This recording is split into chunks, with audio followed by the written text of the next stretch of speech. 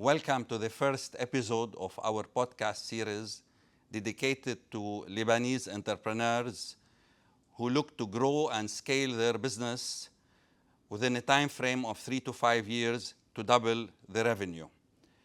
I'm Sami Kteily, and with us today is we are privileged to have Dr. Bijan Azad, who will join us not only today but throughout the episodes of this podcast series. Dr. Bijan is a professor of innovation and strategy at the Olayan School of Business at the American University of Beirut.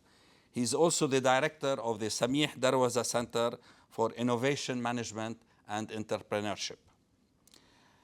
After obtaining a PhD from MIT and before joining AUB, Dr. Bijan had 25 years of industry experience in establishing and managing companies, 2 of which were bought by Google Maps and by Arcadis. After joining AUB, he has added to that by teaching about innovation, digital transformation, scaling up and change initiatives in the corporate world, both in the public sector and the private sector. In 2019, he designed a program jointly with AUB and IE called the Global Scale Up Program, and in 2023-2024, a third edition of the program is being implemented in partnership with the Spark NGO and EU in Lebanon, called AUB Spark Scaling Up of Startups, which is the SSS program subject of today's episode. Okay. In summary, Dr. Bijan is a leading voice in innovation, strategy, and entrepreneurship. Dr. Bijan, the floor is yours. Thank you, Sami. I appreciate the introduction, and I'm humbled. I like to return the favor and introduce you. Thank you. Sami Kteily is executive chairman of the PEB Steel Group. The headquarters are in Vietnam, Ho Chi Minh City. This company is a hallmark of how to do a scaling up properly. From 1994 to now, the company has grown to $150 million revenue. Maybe I'm understating that by a few million. And I'm mentioning both the fact that he is a founder, co-founder with his brother. Of course, they brought in other investors, but what's important, he has accomplished this systematically, and we can learn a lot from that, but also we can learn a lot other things from him. I have known Sami for quite a while. Our children went to school together, but also our professional work together began when he basically agreed after earning his EMBA degree from AUB. He's also an alumnus. He's one of our own, one AUB son, because he did his BA in economics a few years ago when he had less white hair. We're very happy that he basically rolled up his sleeve and he started working with us right after graduating in 2021 from EMBA. And basically, he came to me and said, I want to help in any way I can. And you know, if you hear something like that from such an accomplished business person, I think that's music to your ears, right? Immediately, we took him up on his word, and we basically appointed him as entrepreneur in resident at the Darwaza Center. That's a token non-paid position, but we know very well he does a lot for entrepreneurs in Lebanon, for students at the UB, because he participates in mentoring both the students, and in the current program, he has played an amazing role for helping us getting the project when we basically proposed to EU and a Spark by really fine-tuning our proposal. But most importantly, after the project was granted, he has been a voice of getting companies like we are going to see today,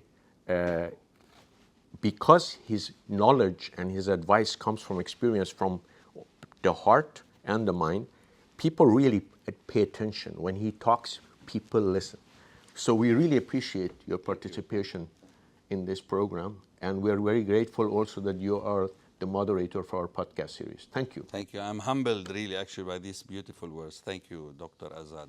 With us today is Dr. Jad Nasr, and we'll ask Jad to introduce himself. I think that's the best way. Please go ahead. Dr. Bijan, Sami, thank you so much for today. It's a pleasure to be here. My name is Jad Nasr. I'm a pediatric dentist, so I'm the guy that takes care of the oral health of kids from the age of 0 till 20.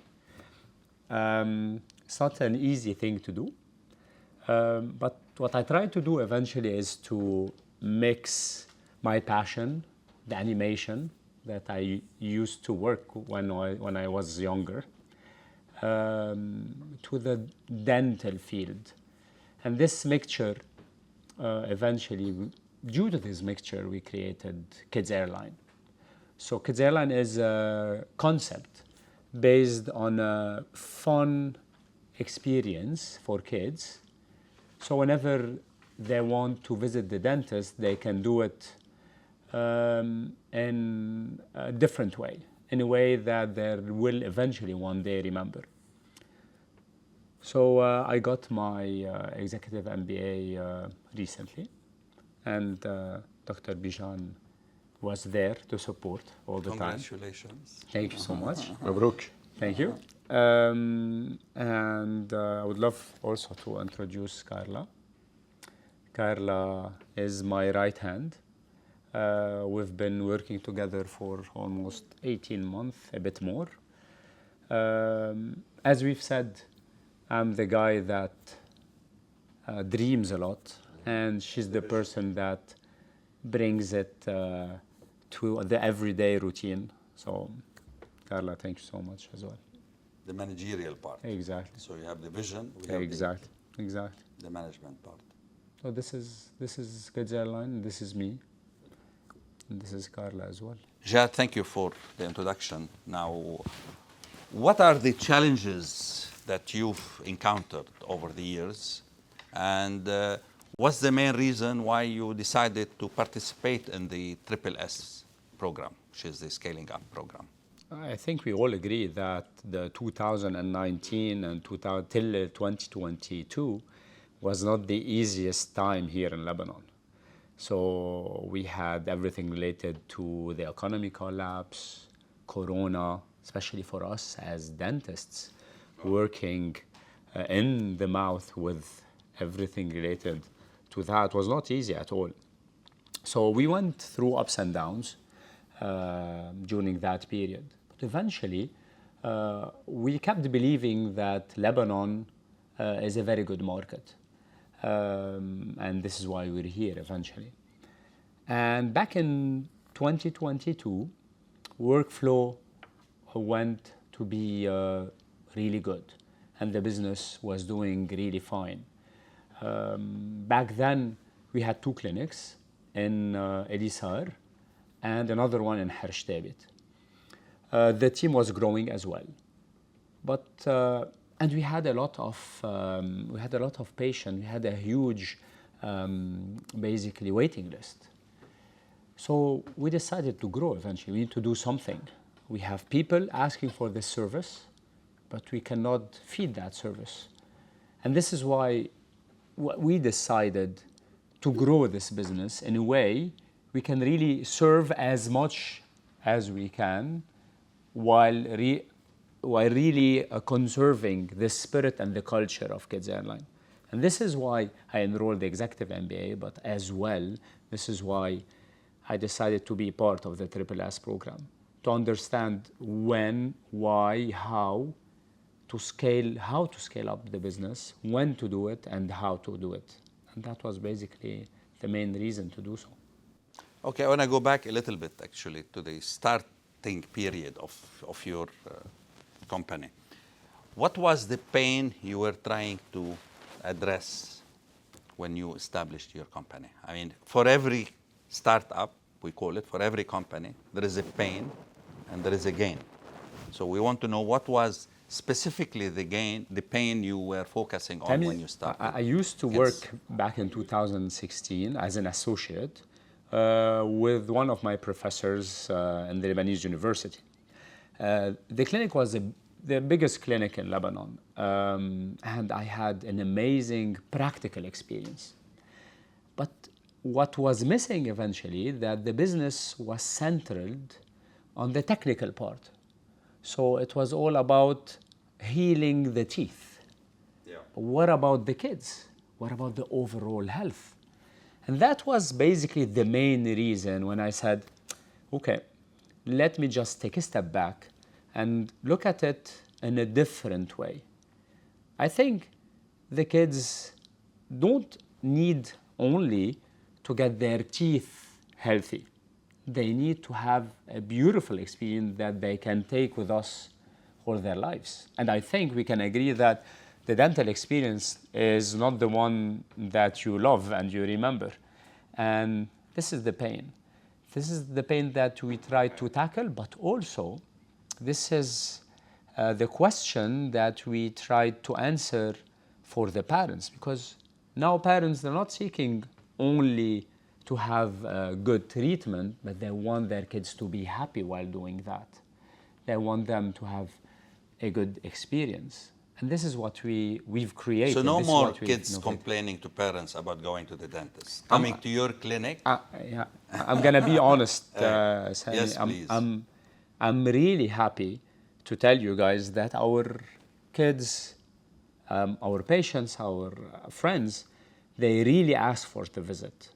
And let's be honest, it's not 100%, but I know that happened yesterday. We had 3 families, and the last family, the mom said, Azad, I told them about your visit last week, and each day they were asking, can we go today? Can we go today? Can we go today? And for me, this is rewarding, because we went from the dentist, the conventional dentist, to more the animator and the dentist at the same time. So this is the mixture one more time. So that was the innovation behind Kids Airline. Can you tell us a little bit about the dental industry in general in Lebanon? Sure. I'm going to be focusing. Yeah, I'm going to be focusing more on the pediatric dentistry. Okay. So pediatric dentistry is a specialty that takes usually 3 years after 5 years of dentistry. In average, we have 10 to 15 residents per year, which is a big number. And I think in Lebanon, we have the highest pediatric dentists in the region, maybe even compared to Europe and Africa. So Lebanon has a high competition rate. And I take it as a positive and negative side as well, because you always need to keep on pushing. You always need to be ahead. But also, it's positive because you always need people around to help you grow and to understand the field as well. And this is why our team at Kids Airline as pediatric dentists grew during the last couple of years, and now we're 6 pediatric dentists in the clinic. So this is why we're taking the disadvantage as competition that we have in the market to an advantage for us. So we can say there are too many pediatric dentists in Lebanon? This is a feature of the pediatric dentist industry. But we need to know that the FDI, the Fédération Dentaire Internationale, the International Federation of Dentists, it published in 2017 an amazing article.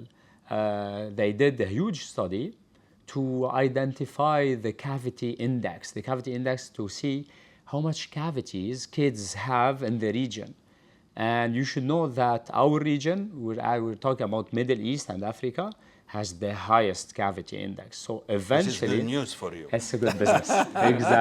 Exactly. What's the main reason? It's sugar consumption, definitely.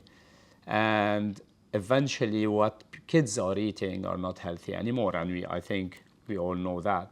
So the repercussion on teeth, oral health, and oral health is amazing. Today, just before coming, I had 2 general anesthesias. So we take our patients, we do their teeth under general anesthesia to do their teeth. And you're going to be amazed to know that we have kids with the age of 2, 3, having more than 15, 16 cavities at this very young age. So it's a competitive field, but as well, we know that there is a demand. So we're So the here. demand is big. Exactly, and this is why we're here. We want to grow our service to be able to serve that demand. I like to ask you, I feel like, so I like you to kind of connect a little bit and give us, if you can, your secret sauce. Because I feel like there is a secret sauce to what you're doing. Because on the surface, it sounds like dentistry. And then and I like the way you said, it's not about being technically high quality only. It's the patient experience holistically that counts. So in a way, you're not bringing the latest machines because everybody else probably has latest machines, latest filling material, all the things to do with dentistry. You're bringing this new customer experience, or let's say patient experience. Elaborate a little bit, because I think that's important for people to hear. I would love to do that. I think our work basically is based on the psychology. Okay. And this is what I took eventually during my birthday animation time and my clowning time back in the days. Establishing a connection with a kid, a proper communication, is the way to get through his heart and his brain. And what we decided to do at Kids Airline is to innovate the techniques and the ways to get in contact with these kids. This is why we do magical tricks. This is why we do games. This is why we do water fights at the clinic with everyone. Because I really need to let them feel that it's not about your teeth. It's about you. I need you to be happy. I need you to feel loved. And I need you to know that the guy that's coming, me as a dentist, I'm not here to let you feel pain. I'm here to ease your pain. And that was the most important thing. And I think this is the major difference that we have with our competitors. And you really need to really feel it. Don't fake it. Because if you fake it with kids, they will know. So then this is very important. And picking a pediatric dentist to be part of our team is the hardest job. You need to know whom to pick, how to train, and eventually when to let them work with the kids, because this is very important. And this is what we've been working hard to do eventually during the last 12 months. So hopefully we're doing a good job. I would like to hear your views on scaling up. Should it be little, medium, high? And today, after you're familiar with the challenges, what level of growth you'd be interested in, and what's the reason for your choice of level of growth? Look, Sami, I'm going to be honest. When I went to meet Dr. Bijan, before starting the program, he said, okay, Jad, show me your mission. And I had that sentence. If you remember, I said, I want to make Kids Airline Pediatric Clinic the biggest pediatric dental clinic in the world. Wow. So he said, okay, that's good. Just, we're going to go there. But is that really your mission? I think it's my dream. And this is what you said. You remember? And my dream is to make it happen. And we really want to make it happen as a team. And I really want to emphasize on the job that our team is doing. Carla has been here for 18 months, 24-hour available. We have Giselle, Maya, Karen. We're now 19 working in the clinic. So I really want to thank them for the hard job they are doing. This is very important for me. And to eventually reach that note, reach that level, doing it step by step, slowly, is very important. I remember those words, and now I feel them, honestly. I think we mature with time. You understand the business, you understand the way of doing it. Is very important. And this is why, honestly, last year I went to Dr. Bijan and told him, we're going to Paris in 2025. He had that smile on his face. I know that eventually, back in his mind, he's saying, Jad, breathe. You're in a rush. And this is what we're doing now. We're saying, okay, we want to be in Paris, maybe in 2025, but we really need to know when to go to Paris, what's lacking to go to Paris, and we need to understand the market in Paris. And this is why during the course that I think we will discuss later on, we have set like a couple, maybe 4 initiatives. And we said, okay, let's prioritize them. What's going to come first? What's going to come second, third, and fourth? And this is eventually the highlight of my program. Eventually now I know that I have a lot of things to do. I cannot do them all. I cannot do all of them in one time. I have really to prioritize my things. And this is... So this is minimal or moderate growth you're after now? For the time being, we're going for a minimal one. Minimal growth. I like to intervene here. So I really like what has happened over time with the Pediatric Airline Clinic and Jad and the team. But I want to also point out what you have accomplished over time, and this connects to this notion of the speed at which you want to grow. I think when we talked first, I think you basically were flying. I remember last fall, and I kind of mentioned a few words, and I think you were not happy about hearing them, but you recognize they have some relevance. One of them was, do we know, for instance, what's the average cost of acquiring a customer? Do we have the handle on cost accounting for processing? Right. And then that way their unit economics has to make sense. Yani if you want to go from 1 to 2 to 3 to 4, what does that work? I really think Jad is a real entrepreneur, but also he realizes what we talked about, which is, at the time, I don't know if you remember, I said in order to go fast, you need to slow down, build things up, establish a solid foundation and grow. And I remember one of the things, if you remember, I remember the first meeting with Carla was there. I said, well, how do you handle patients and how do you separate them? And they said, okay, originally when we were getting lots of calls and people want to get immediately because somebody calls and says, I have a toothache and I want to come in. And then it turns out that they found out that about 60, maybe 70% of those patients didn't need to come in. So that became an approach to do a triage.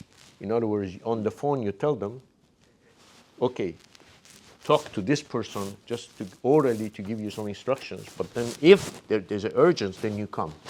But urgency is a feature of dental services, no? I mean, in general, people are call a dentist when they want to. But you see, this point is that, in other words, how are you going to grow unless you have a way of classifying customers? And then these are the growing pains. Yeah. And what I'm trying to say is that you establish procedures. There is a nice article in Entrepreneurship Journal. It's called How Do Entrepreneurs Know What Routines They Need to Establish in Order to Grow? And I think this is exactly what these guys are doing. And I think kudos for the fact that you're really stepping back and saying, how should this be done? Yeah, from an operations point of view, this is definitely very good. I'm going to add on something as well concerning what we've discussed, the financials. And this is the part that Carla has been doing for the last maybe 6-7 months intensively. It's something that I don't like at all. I'm more into the experience. Just let me show you how we can make it happen. And Carla is always about, Jad, let's sit down. You're doing that, we're doing that. You have to calm down, you have to breathe. And this is something that we've been going back and forth together. And the financials was eventually our weak point. That was a part that we've discussed as well.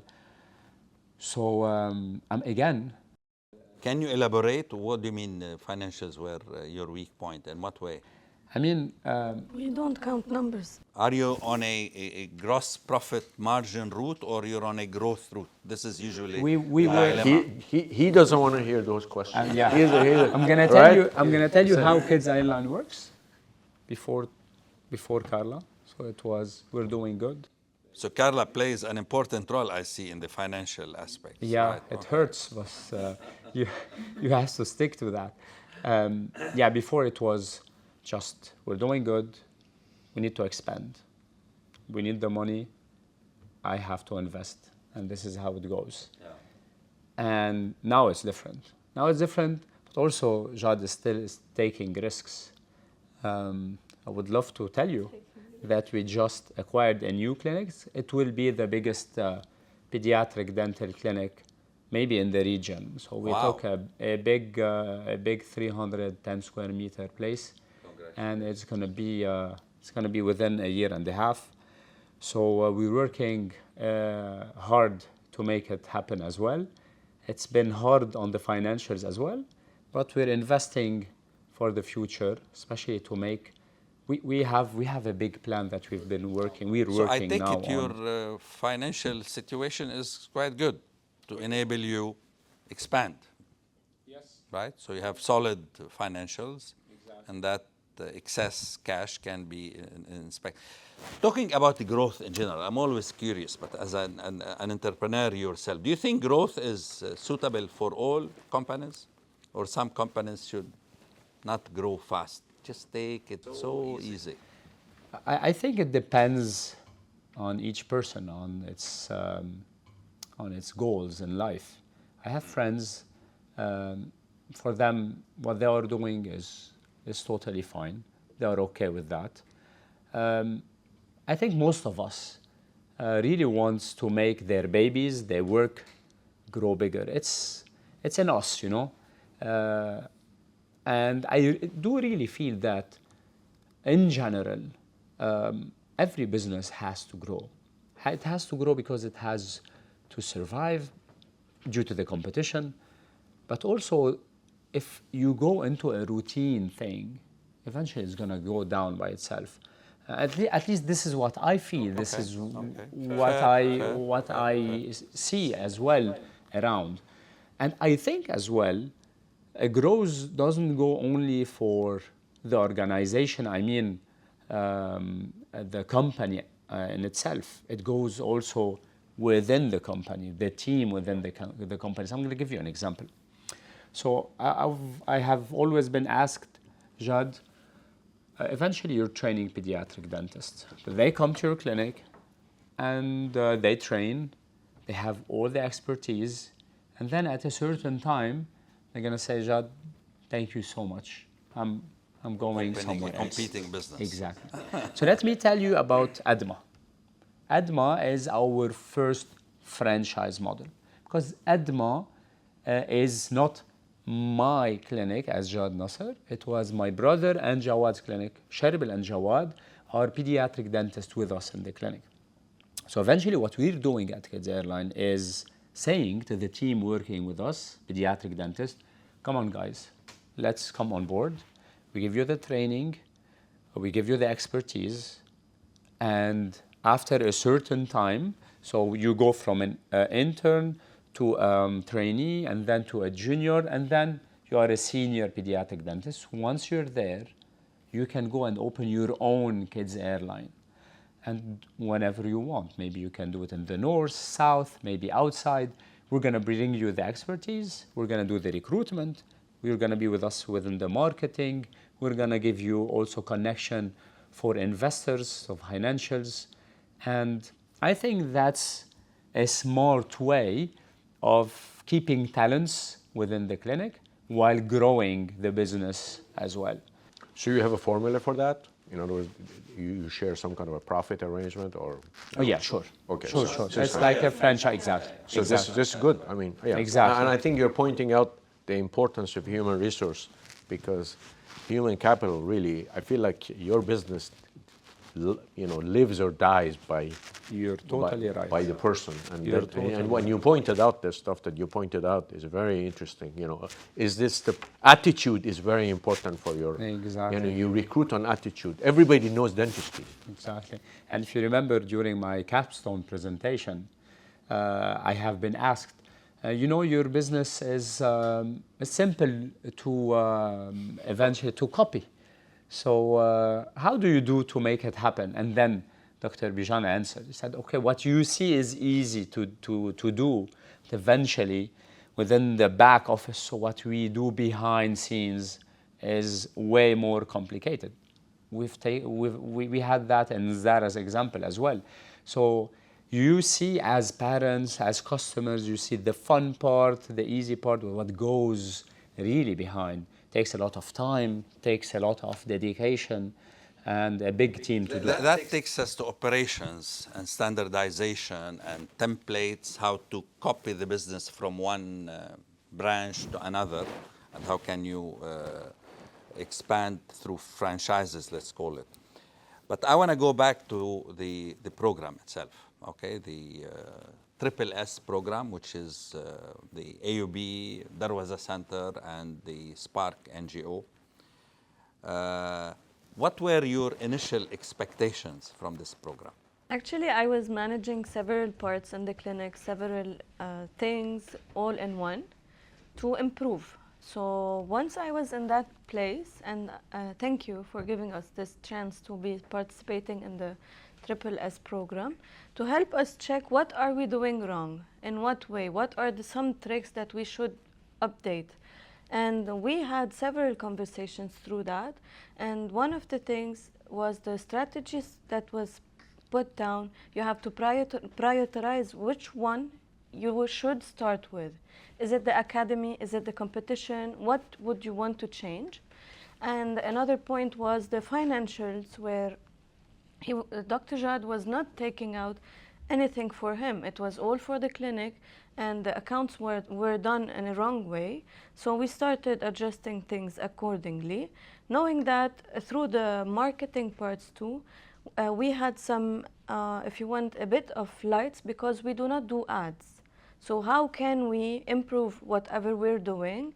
And several things that were done, and even in the mentoring sessions, we used to share. And there's something, if you remember, it was that once I was asked, from my point of view, do you have competitors?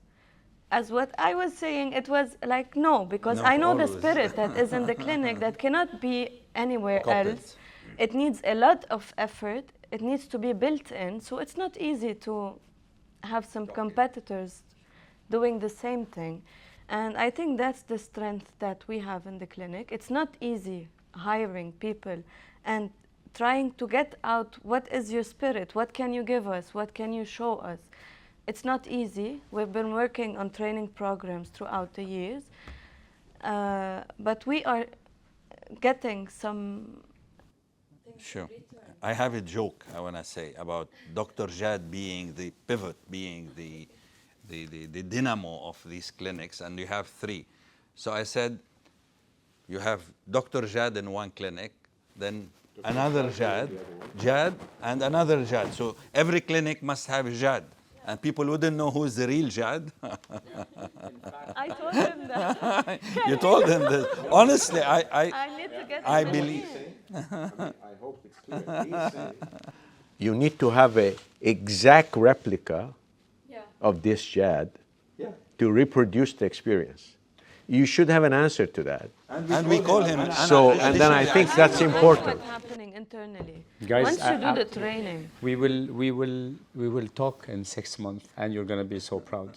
We're preparing something. Unfortunately, it's still very private. So we're collaborating with someone. He's a guru. He's a very important person. He lives in Paris, and he works into trainings with big companies. Tonight we have a very important meeting. Great. And it's all about copying the concept, not only the person, but the concept in general. And as we've discussed, we're implementing AI and the importance of the AI inside gathering data, how we need to understand the data based on what we do and how we do it. And then once we validate what we do, we're going to be ready to copy the know-how that I have in hands and in the brain to others. And this is the initiative number 2, if you remember. It was initiative number 1, opening ADMA, understanding the growth. 2 was the academy.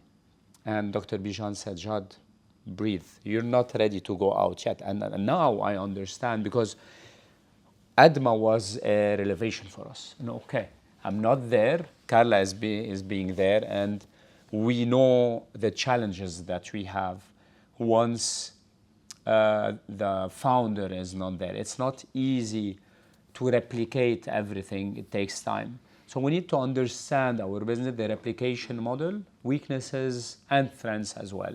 And this is what we're working on, and this is our project for next year. Not the growth, it's just establishing the base. A question to Carla, actually. What really inspired you most about the SSS program, and how is your experience so far? We haven't completed the course yet, I mean the program yet, so. Actually, what was the inspiration? ADMA was the exercise. Okay. So in ADMA, we were trying to see what we were lacking and what we did complete once it's on the floor. So with the financials, with the training program, with the strategy of doing the things that you're doing, internally the HR role, how to recruit, how to check if this person is there or not. It needs time, it's not easy. You have to see the little things, the very small details that are happening. Once you're checking if this doctor can handle this clinic alone or not. So it's not easy internally and behind the scenes what we're seeing. But by getting calls, asking to pass with other doctors, this is really important for us. So this shows us that we're there. By growing and getting another clinic, we find that we are doing good, thanks God. But we need to keep on improving with the things and taking the tricks and everything that they gave us. Okay. If I want to ask you to choose one module of all the modules you've done at the SSS. No pressure, don't pick mine. Which module really inspired you? I feel it's the human resources one. Maybe, yeah, because I did not have That's much. not you, Dr. I did not Bijan. have much about the human resource. Operations and strategy and marketing, I did a BA in marketing, and with the strategy and operations, we're doing it, if you want, mostly daily basis, so it's with us.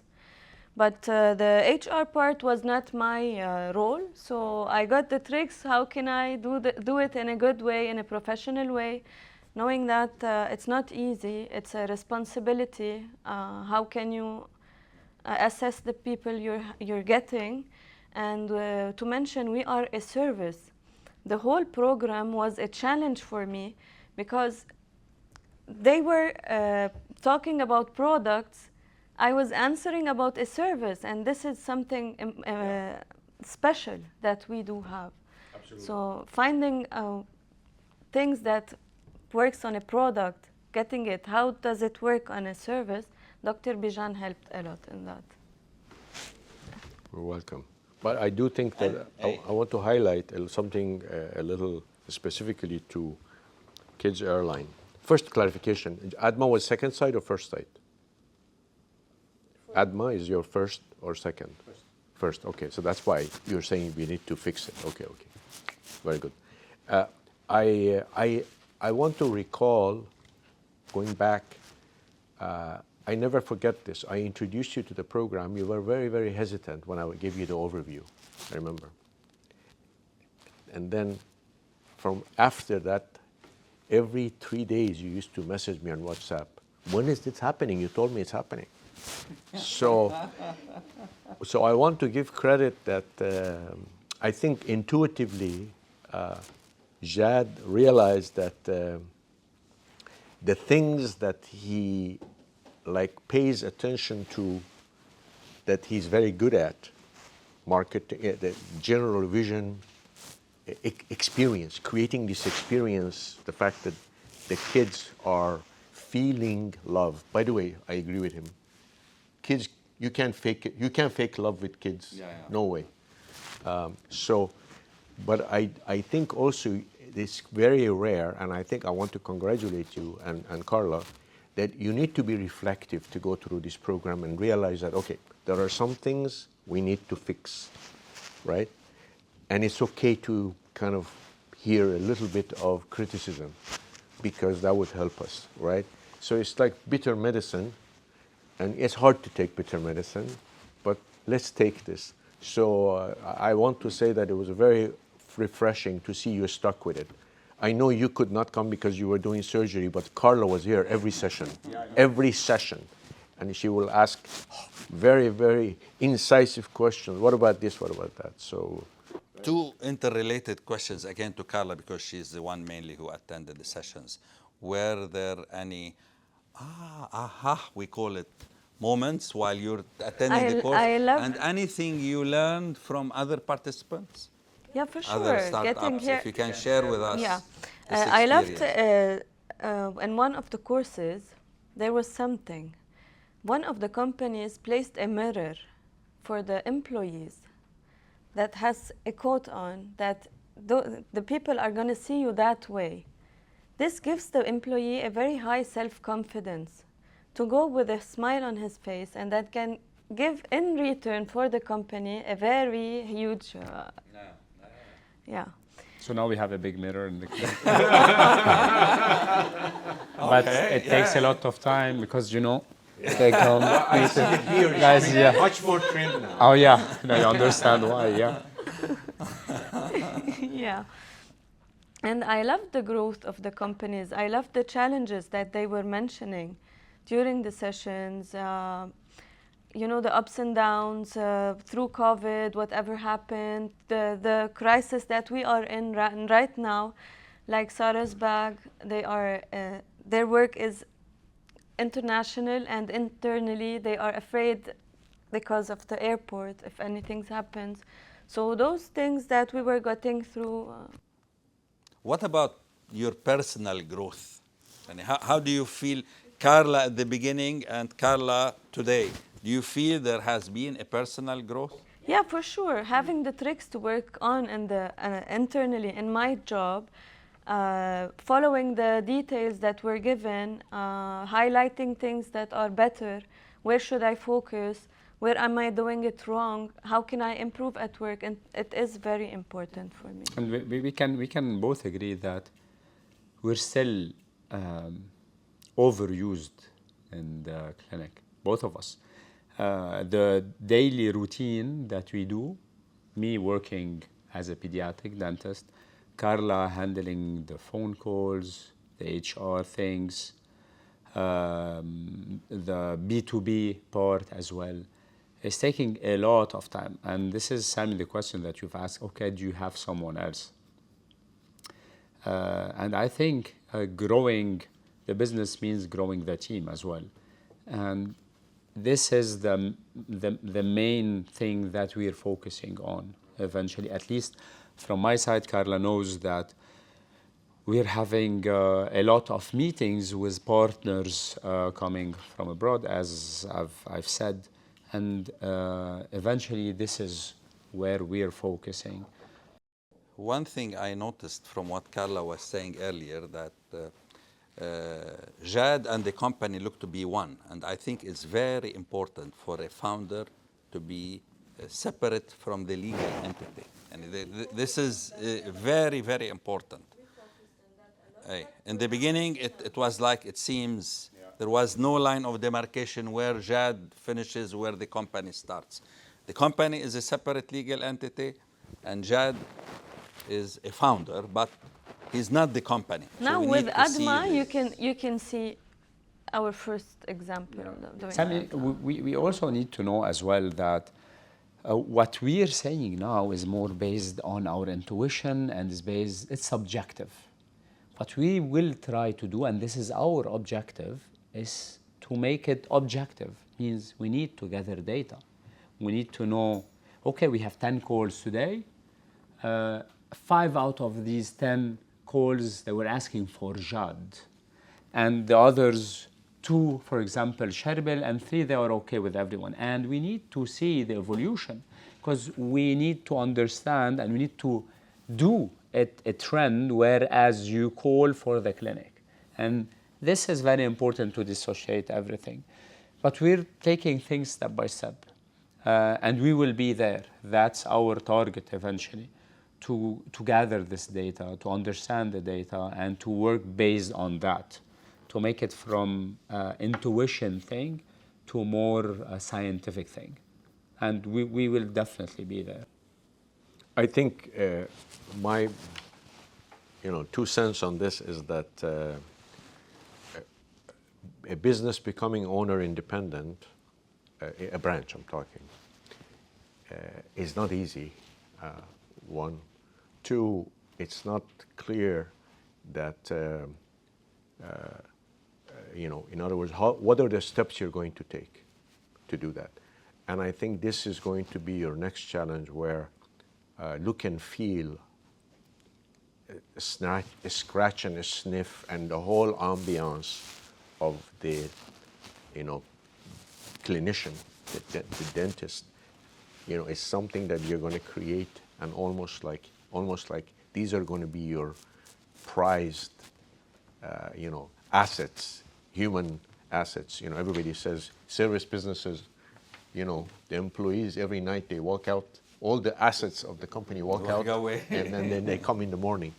But in your business, it's 99% those are the assets. So I think it's critical to kind of get a more, like you said, systematic, data-based, scientific, but also the cultural, the attitude. I feel all of this has to be, kind of captured in a way that you can replicate it. But I'm very confident that you can pull it off. What advice would you give companies, late-stage startups, SMEs? What advice would you give them about growth? What would you tell them? And now you're like 6-7 years in business, and based on your personal experience in running the Kids Airline, what would you tell other companies? Assuming they want to grow. What would you tell them? I'm gonna give you my experience and how I did it eventually. I think you have to step back for a minute and understand the business you are in. This is 1. You really need to know what business you are in. This is number 1. And 2, the question that you've asked, what is the pain that you're tackling? And this is very important. And then you ask yourself, what is my differentiator? So I think that would be the most important 3 steps. At least this is what I did. And then you focus on them. So I know what do I do? And then, what is the service? What's the product that I'm giving? I need to understand that as well. What pain am I tackling? And then you concentrate on your differentiator. So I would give that as an example. Would you advise them to join the SSS program at the Darwaza Center? I would love to. I'm going to tell you something. You've Seriously, asked asked something to Carla concerning the aha moment.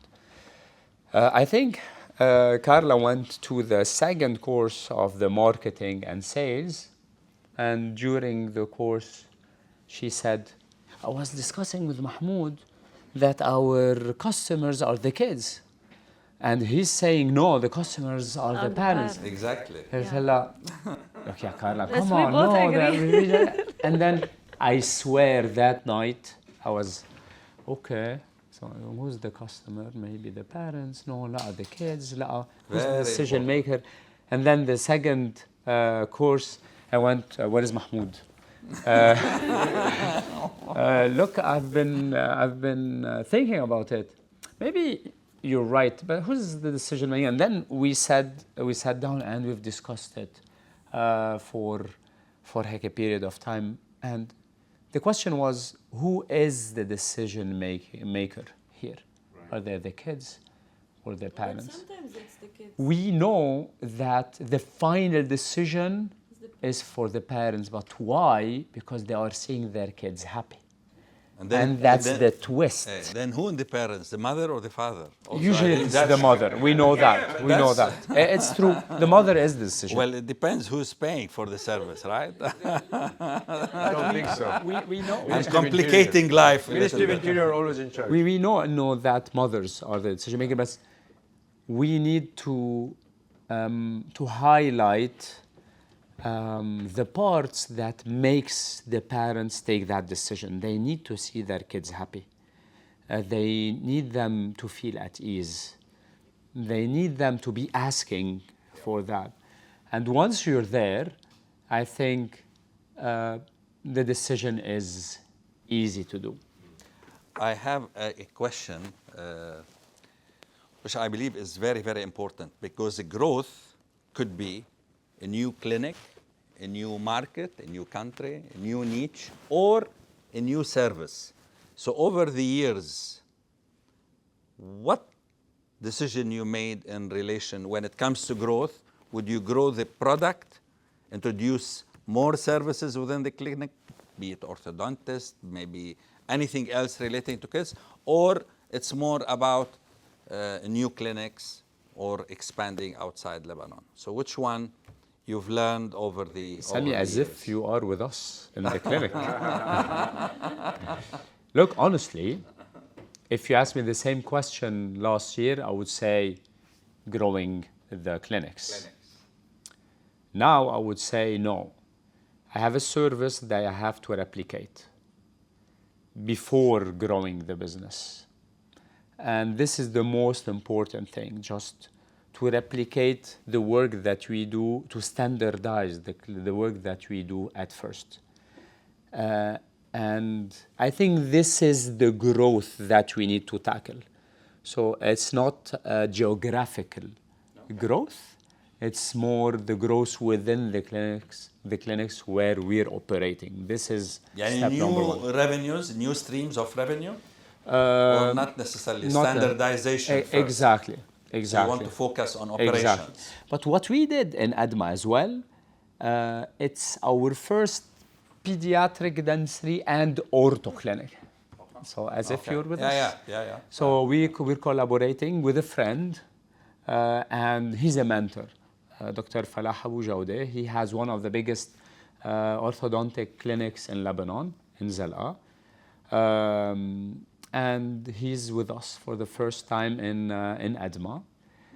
We met Carla, you don't know, but Carla used to work with Dr. Farraj for 13 years. 13 years, yeah, wow. Before being part of... She looks very young, no? You just start working too? Working at 5. You were too? So... I hope my wife is not listening. So what we did, eventually, we met last Monday. I told him, I hope the collaboration that we're doing in ADMA is good. Now we have a new clinic in Kteily. He said, Jad, we will be there, don't worry. So, because it's very important to understand that orthopedo worldwide goes together.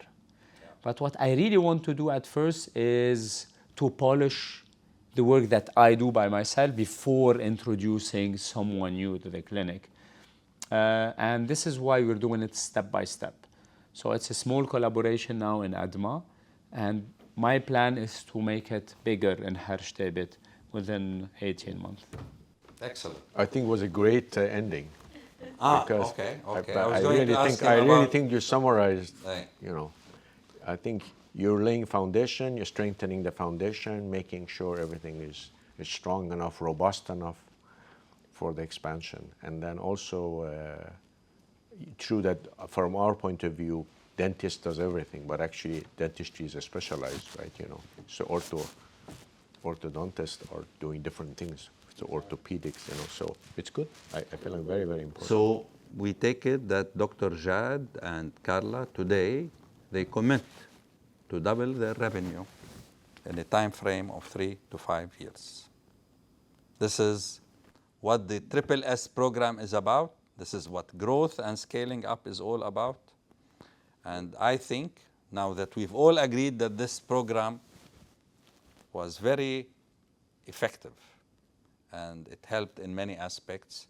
So we end this session by Dr. Jad's and Carla's commitment to double the revenue within 3 to 5 years. There was never any doubt because they signed on the dotted line that they are supposed to do that. Exactly. But this is reconfirming it. Okay. Exactly. So when I hear it, We would be happy to do that.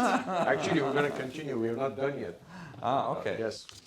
You want to ask probably who should pay for the course. No. We are very happy with the participation, the change, and I think definitely there is commitment. I see it. It's actually doesn't have to be said because I know every so often, Jad, despite being busy, sends me a message. How are you? Everything okay? We're doing good. You're not seeing me, but so I feel like that's very important. And then I feel like the connection also with the other companies established are very important because I feel like now all of you are seeing common or at least similar issues that you're having, and this will be a connection that we grow this community of practice of companies trying to grow at this level and sharing these challenges and then inventing solutions to those challenges as you grow. And I want to definitely salute you for what you have done, but we will be there when you do your first doubling of your revenue and then the second and third and fourth. I believe he's going to do it in less than 3 years, actually. Inshallah. Thank Very you so good. much. Thank you. I want to thank you, by the way, Azad, for everything, for that as well. Thank you. It was a pleasure. Thank you, Dr. Bijan. Thank you, Dr. Jad. Thank you, Carla. Thank you to our listeners. Stay tuned. This is the first episode of a series of podcasts about the SSS program. Looking forward to the next episode of this podcast series. Thank you.